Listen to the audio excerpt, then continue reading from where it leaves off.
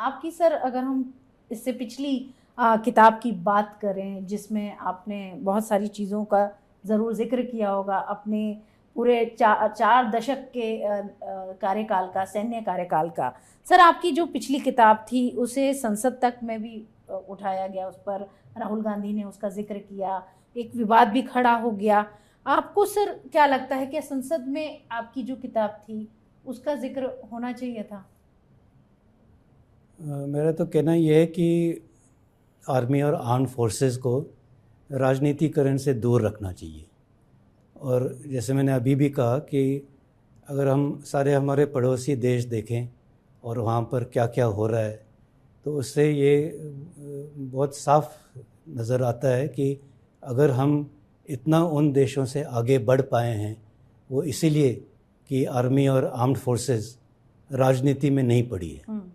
और इसलिए हमारी हमेशा यही कोशिश होनी चाहिए कि इसको दूर रखें, आर्म्ड फोर्सेस को पॉलिटिक्स से। इसका मतलब ये नहीं है कि वो ऑर्गेनाइजेशन के तौर पे, लेकिन इसका मतलब ये नहीं कि मैं अपना वोट नहीं डाल सकता, इसका मतलब ये नहीं कि मैं किसी एक पार्टी के साथ जुड़ नहीं सकता। तो इन दोनों में काफ़ी फ़र्क है।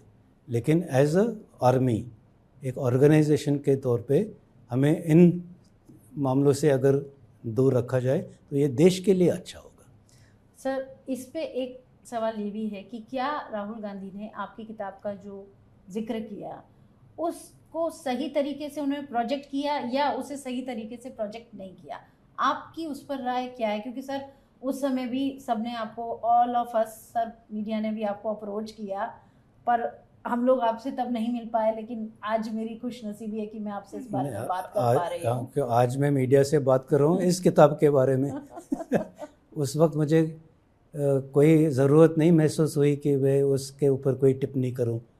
वो कोई संसद के सामने या संसद के अंदर कोई बात कह रहा है, वो उससे मेरा कुछ नहीं, मेरा नाम ज़रूर लिया है, लेकिन मैं इसमें डायरेक्टली तो इन्वॉल्व नहीं हूँ। तो उस वक्त मैं क्यों इस मैदान में उतरूँ? मैं तो आराम से अपनी ज़िंदगी जी रहा हूँ। मुझे पता भी नहीं था कि ऐसे कोई चीज़ हो रही है जब तक मेरे दोस्तों ने मुझे फ़ोन नहीं किया कि आपको मालूम है क्या हो रहा है, न्यूज़ देखो जाके। मैं तो न्यूज़ भी नहीं देख रहा था। तो इसलिए मैं कह रहा हूँ कि वो जो भी हुआ वो मेरे हिसाब से मुझे उससे मतलब कोई परेशानी नहीं हुई। बात लोग पूछते हैं कि कोई आपको परेशानी हुई, दुख हुई, कोई टेंशन हुआ, तो ऐसे कोई मुझे नहीं टेंशन हुआ। मैं कामकाज तब कर रहा था, जो मेरा रूटीन तब था वो आज भी है। लेकिन बॉटम लाइन यही है कि नेशनल इंटरेस्ट को सबसे आगे रखना चाहिए।